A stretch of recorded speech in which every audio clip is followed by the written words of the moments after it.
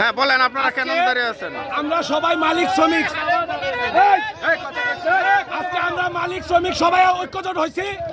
কারণ বিএনপি ক্ষমতা না হওয়ার আগে হালিম মোল্লা নুর ইসলাম নামে তার কথিত সন্ত্রাসী লোক দিয়ে আমাদের কাছে চাঁদা দাবি করে 100 করে টাকা দেওয়া লাগবে, টাকা না দিলে আমাকে হত্যার হুমকি দেয়।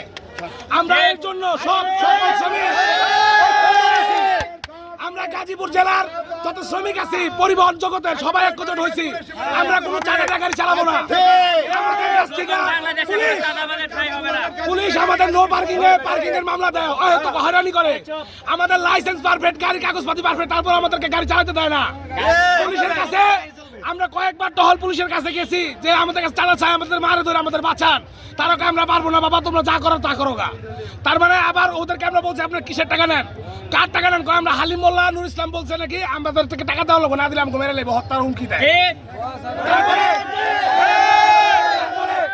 তারপরে আমরা যখন বলছি যে আমরা টাকা দিয়ে আমরা গাড়ি চালাই না, আমরা বিগত দিনে টাকা দিই না, আজকেও টাকা দেবো না। আমরা কষ্ট করে গাড়ি চালাই, আমরা টাকা পাই না, মালিক জমা দিয়ে আমরা বেতন পাই না। এই রোজার মাসে আমরা কত কষ্ট দুর্ভোগে আছি, কেউ আমাদের পাশে নাই।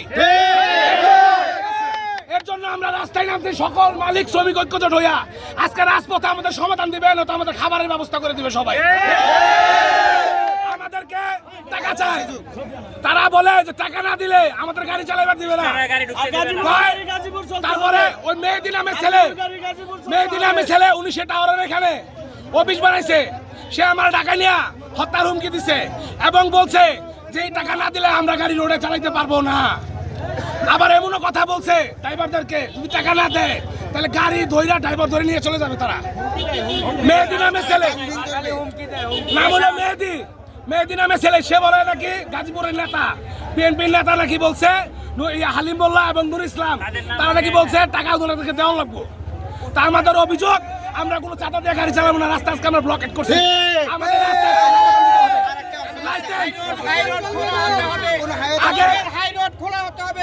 আমাদের আগে এই গাজীপুর জেলার নাম্বার, আমরা গাজীপুর জেলায় গাড়ি চালাইতাম, সুন্দরভাবে চলা পারতাম।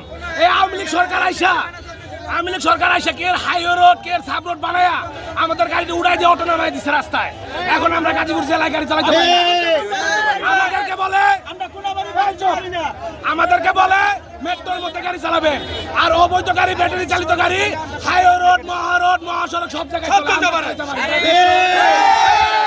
এই জন্য আমরা সব শ্রমিক ঐক্যজোট হয়েছি, মালিক ঐক্যজোট হয়েছি।